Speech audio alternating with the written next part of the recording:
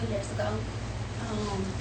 There I was in my biology class. It was the last day of school, ready for summer to begin. And I was anxious for the bell to ring because I was going to go out to eat with my friends. A minute before the bell rang, I got a text from my sister telling me that I couldn't go out to eat with my friends because my mom forgot that my little brother had a minimum day that day. And so I had to go pick him up at the school bus stop. And that day I was like, okay, I was happy because I was going to go out with my friends, and then all of a sudden I couldn't. And so I walk home, I get there. Usually I just go inside the house, just leave my things there. But this time, like, I couldn't, something like stopped me.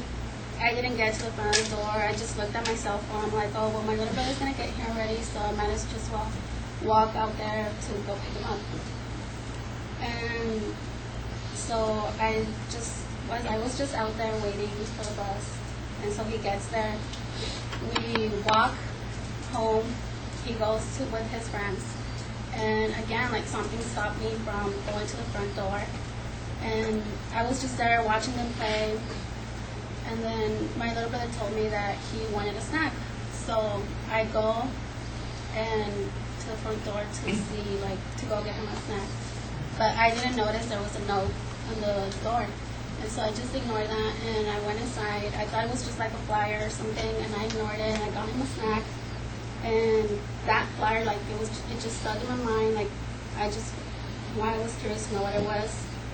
So I got the paper, and it was a note saying that my next door neighbor had passed away.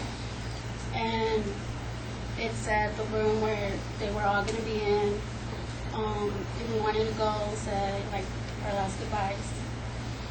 Our neighbor, he was really sick, but he was my little brother's best friend. It was only me and him at the house, and I just wanted to cry because he was out there in the neighbor's house, like, waiting for his best friend to get home. He didn't know he was at the hospital. He didn't know how bad he was. And so I didn't know, like, what to do, what to tell him. He was just out there playing with his little friends, just waiting for his best friend to get home. And I didn't know what to do. My mom wasn't home, my sister wasn't home, nobody was home, it was just us two. I called my mom, she wouldn't pick up, and I kept calling and calling because I had to tell her that our neighbor had passed away, and I didn't know what to tell my little brother, what to do at that point. And she finally picked up, and I told her that they left a note saying that our neighbor had passed away. And so she came home, and she just, like, she didn't know how to tell my little brother either. We didn't know what to do. We just rushed to the hospital, and we were there. I really didn't feel comfortable to be in that room because I wasn't close to my neighbor. I wasn't. I just liked how he had that friendship with my little brother, and I was, like, really thankful that he was always there for my little brother, showing him a lot of things, sharing his stories and everything. And when we got to the room, like, the whole family was there. I started crying. My mom started crying. But what got to me most is that I had never seen, like, a body just there knowing that he was no longer, like, with us. And I was just staring at him, like, in my mind I'm like, why did you have to go? Like, my little brother needs you. You've always been there for him. Like, you're like a grandfather to him. Like just thinking, like, why? And that day, like, we still did not tell my little brother. We didn't know how to tell him that his best friend had passed away.